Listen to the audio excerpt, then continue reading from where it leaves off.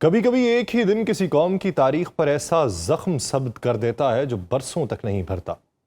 30 جون کا دن پاکستان کے لیے ایسا ہی ایک سیاہ دن بن چکا۔ صبح سورج معمول کے مطابق طلوع ہوا۔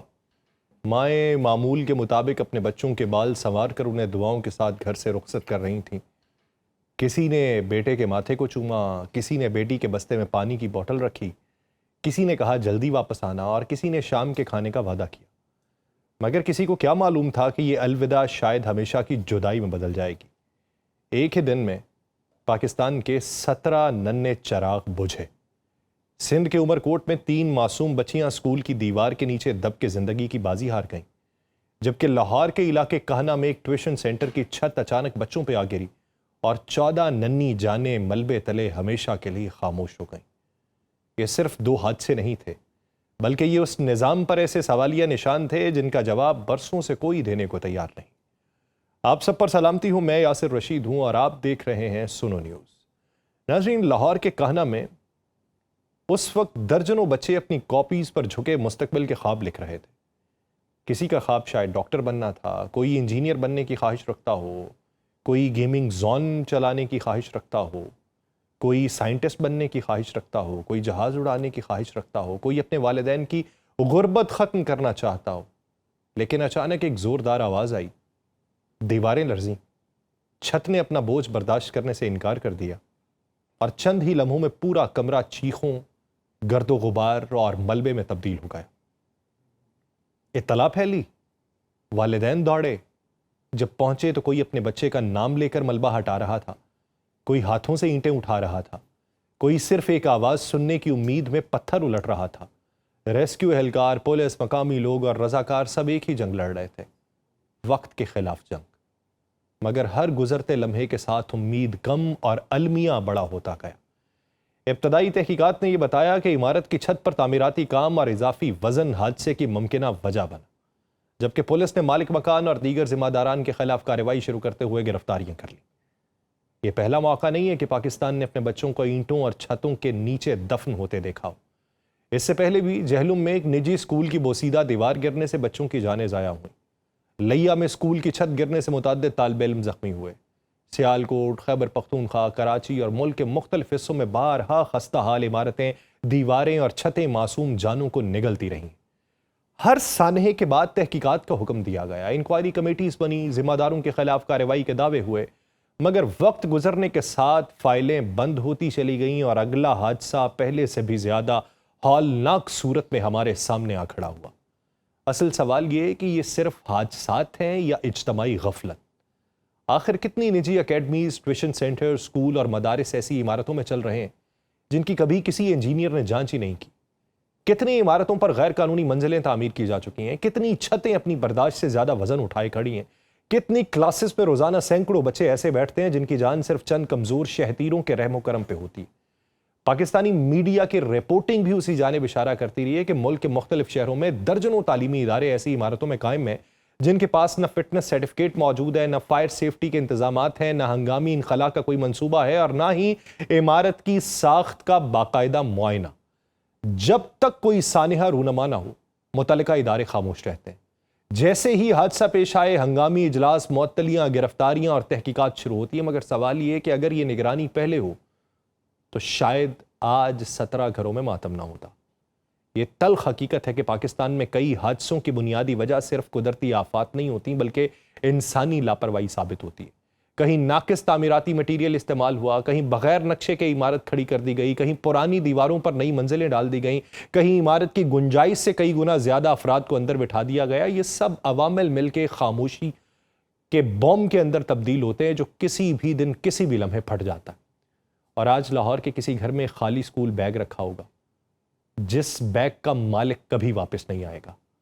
عمر کوٹ میں کسی ماں نے اپنے بچے کے لیے جو یونیفارم دھو کے رکھی تھی وہ اب شاید کبھی استعمال نہ ہو۔ کسی باپ نے اپنی بیٹی کی تعلیم کے لیے قرض لیا تھا مگر آج وہ اس کی قبر کے لیے جگہ تلاش کر رہا ہوگا۔ یہ صرف 17 بچوں کی موت نہیں ہے، 17 خوابوں کا خاتمہ ہے، 17 خاندانوں کی دنیا اجڑنے کا نام ہے، اور ایک ایسی قومی ناکامی جسے صرف تعزیتی بیانات سے نہیں چھپایا جا سکتا۔ آپ ایک لمحے کو تصور تو کریں کہ آپ اپنے بچے کو روزانہ جس جگہ بھیجتے ہیں وہ جگہ حقیقت میں کبھی تعلیمی ادارہ تھی ہی نہیں.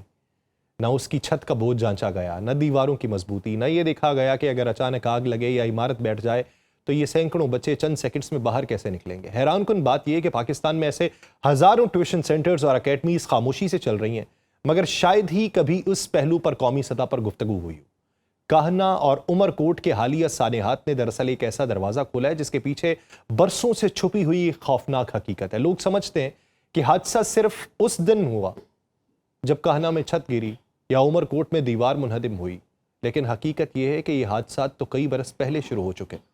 جب رہائشی گھروں کو بغیر کسی حفاظتی جانچ کے ٹیوشن سینٹرز میں تبدیل کیا جانے لگا، جب 2 کمروں کی عمارتوں میں سینکڑوں بچوں کو بٹھایا جانے لگا، جب اضافی منزلیں ڈالنے سے پہلے کسی انجینئر سے یہ پوچھنے کی ضرورت ہی محسوس نہیں کی گئی کہ یہ عمارت اتنا وزن برداشت کر بھی سکتی ہے یا نہیں. بہت کم لوگ جانتے ہیں کہ پاکستان میں گلی محلوں میں قائم بے شمار ٹیوشن سینٹرز دراصل کسی تعلیمی منصوبہ بندی کے تحت نہیں بلکہ خالصتاً کاروباری بنیادوں پر وجود میں آئے.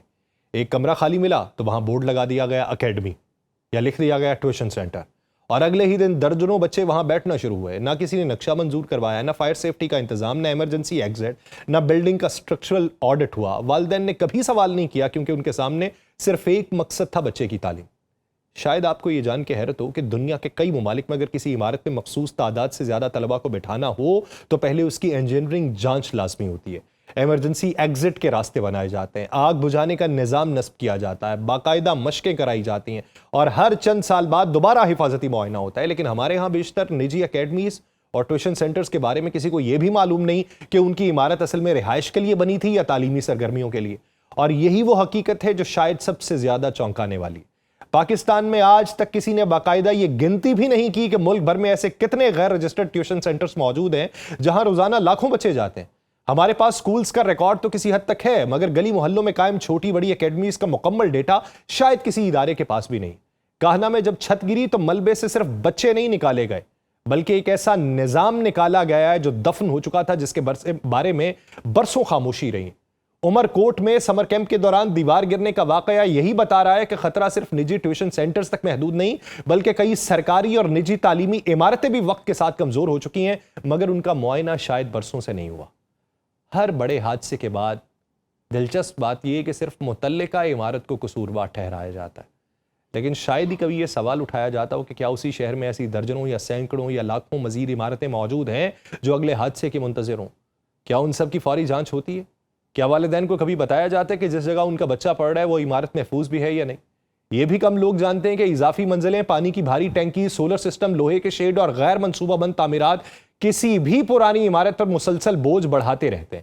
وقت کے ساتھ کنکریٹ کمزور ہوتا ہے، سریا زنگ کھاتا ہے، بنیادیں دباؤ برداشت نہیں کرتی، مگر ظاہری شکل دیکھ کر کسی کو اندازہ نہیں ہوتا کہ خطرہ اندر ہی اندر بڑھ رہا ہے. اور شاید یہی وجہ ہے کہ ہر سانحے کے بعد ہم چند دن افسوس کرتے ہیں، چند گرفتاریاں ہوتی ہیں، انکوائری کا اعلان ہوتا ہے، مگر پھر زندگی معمول پر آ جاتی. اصل سوال آج بھی وہی ہے جو شاید کبھی سنجیدگی سے پوچھا ہی نہیں گیا کہ کیا پاکستان میں تعلیم حاصل کرنے والے لاکھوں بچوں کی جانوں کی حفاظت کے لیے عمارتوں کا کوئی ایسا نظام موجود ہے جس پر والدین آنکھ بند کر کے اعتماد کر سکیں؟ اگر اس سوال کا جواب ابھی بھی واضح نہیں تو کاہنا اور عمر کوٹ شاید آخری سانحات نہیں ہوں گے بلکہ صرف ایک تلخ انتباہ ثابت ہوں گے کہ ہماری توجہ ابھی بھی اصل مسئلے پر نہیں پہنچی. تو سوال پوچھئے کہ ان 17 بچوں کا قاتل کون ہے؟ مجھے دیجیے اجازت. اللہ نگہبان.